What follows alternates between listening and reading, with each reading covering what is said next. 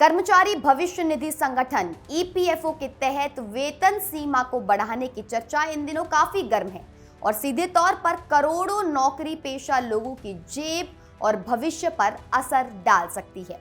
फिलहाल ईपीएफओ के नियमों के अनुसार जिन कर्मचारियों की बेसिक सैलरी यानी कि महंगाई भत्ते को मिलाकर 15,000 रुपए तक है, उनके लिए पीएफ यानी कि प्रोविडेंट फंड में योगदान करना अनिवार्य है। ये सीमा आखिरी बार साल 2014 में 6,500 रुपए से बढ़ाकर 15,000 रुपए की गई थी। अब कर्मचारी संगठन और कई एक्सपर्ट्स लंबे समय से ये मांग कर रहे हैं कि बढ़ती महंगाई और जीवन यापन की लागत को देखते हुए इस सीमा को बढ़ाकर 25,000 रुपए या 30,000 रुपए कर दिया जाना चाहिए।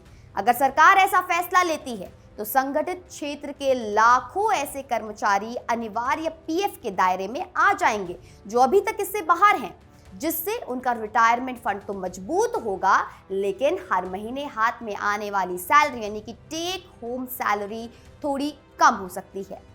संसद में मौजूदा शीतकालीन सत्र में जब केंद्रीय श्रम और रोजगार मंत्री मनसुख मांडविया ने इस बारे में सवाल उनसे जब पूछा गया तो उन्होंने स्थिति को काफी स्पष्ट रूप से बताया। मंत्री ने बताया कि वेतन सीमा को 15,000 रुपए से बढ़ाकर 30,000 रुपए करने का कोई भी फैसला एक तरफा नहीं लिया जा सकता।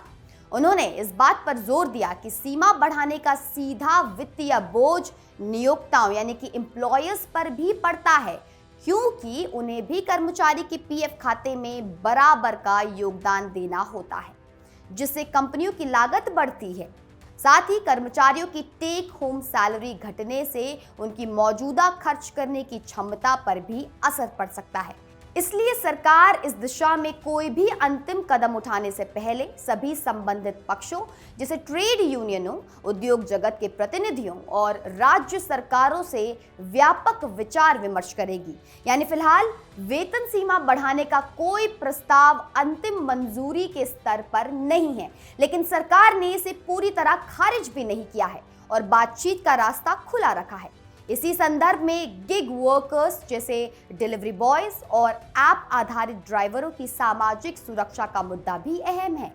सरकार ने संसद में साफ किया कि चूंकि गिग वर्कर्स पारंपरिक नियोक्ता कर्मचारी यानी कि एम्प्लॉयर एम्प्लॉय संबंधों की परिभाषा में फिट नहीं बैठते, इसलिए उन्हें मौजूदा ईपीएफ और विविध प्रावधान अधिनियम 1952 के तहत कवर नहीं किया जा सकता। हालांकि इसका मतलब ये नहीं है कि उन्हें छोड़ दिया गया है। सरकार ने बताया कि सामाजिक सुरक्षा संहिता 2020 कोड ऑन सोशल सिक्योरिटी 2020 के तहत गिग और प्लेटफॉर्म वर्कर्स के लिए विशेष प्रावधान किए गए हैं। इनमें उनके लिए जीवन बीमा, दुर्घटना बीमा, स्वास्थ्य और मातृत्व लाभ जैसी सुविधाएं देने की बात कही गई है, जिसके लिए एक समर्पित सामाजिक सुरक्षा कोष यानी कि सोशल सिक्योरिटी फंड बनाने की योजना है। कुल मिलाकर सरकार का रुख ये दिखाता है कि वो संगठित और असंगठित दोनों क्षेत्रों के कामगारों के लिए सामाजिक सुरक्षा का दायरा बढ़ाने के पक्ष में है, लेकिन इसे लागू करने में अभी थोड़ा वक्त और आम सहमति की दरकार है।